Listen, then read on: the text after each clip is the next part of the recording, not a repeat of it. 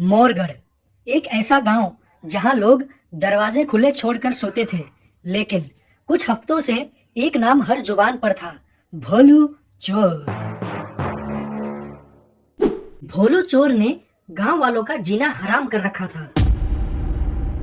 एक गांव वाला, रात को दाल गायब, अब तो भोलू की चोरी की हद हो गई।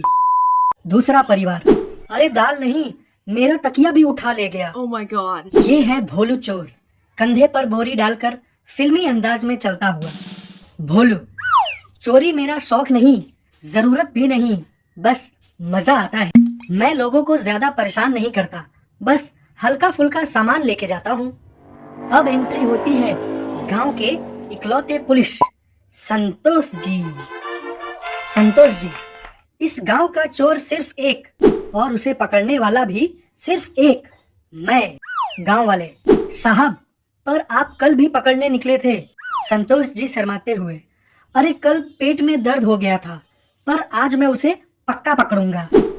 तभी एक रात भोलू चोरी करके भागता है और संतोष जी उसके पीछे टॉर्च लेके दौड़ते हैं। संतोष जी, रुक जा भोलू, आज तो मैं तुझे पकड़ कर ही रहूंगा। भोलू, कोशिश कीजिए साहब, कोशिश करने में क्या जाता है। भोलू खेतों में गाय के पीछे छुप जाता है। संतोष जी, कहाँ गया भोलू? अरे ये गाय इतनी डर क्यों रही है? भोलू गाय की आवाज निकालते हुए। भोलू को पकड़ ना पाने के कारण संतोष जी काफी ज्यादा बौखला जाते हैं। यह देखकर भोलू चुपके से हंसता है। भोलू नकली पैर के निशान बनाता है और संतोष जी को उल्टे रास्ते पकड़ा देता है।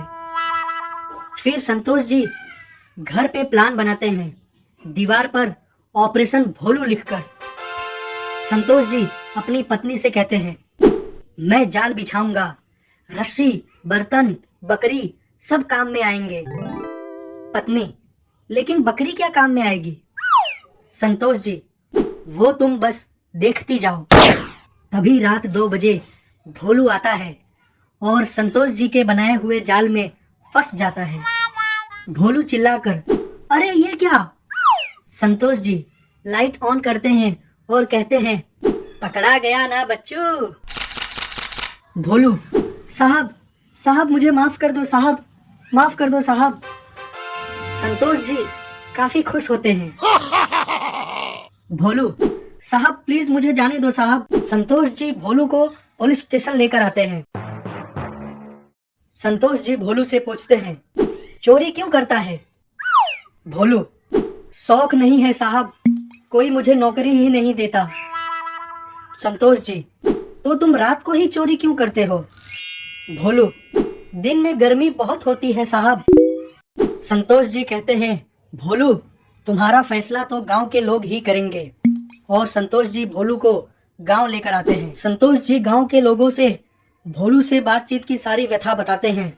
और तभी गांव के मुखिया कहते हैं, भोलू चोरी छोड़ दो और तुम गांव की सुरक्षा करो। भोलू, मतलब चोर से ही चौकीदारी? ये कैसा प्रमोशन है? संतोष जी, रात को तू गश्त लगा और मैं चैन की नींद सोऊंगा।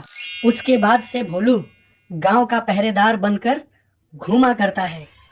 एक चोर जो पकड़ा गया अपनी गलती से, एक पुलिस वाला जो जीत गया अपने भोलेपन से, और एक गांव जिसे मिला सबसे मजेदार चौकीदार। तभी भोलू कहता है, अब चोरी सिर्फ यादों में होंगी, जिम्मेदारी असल जिंदगी में।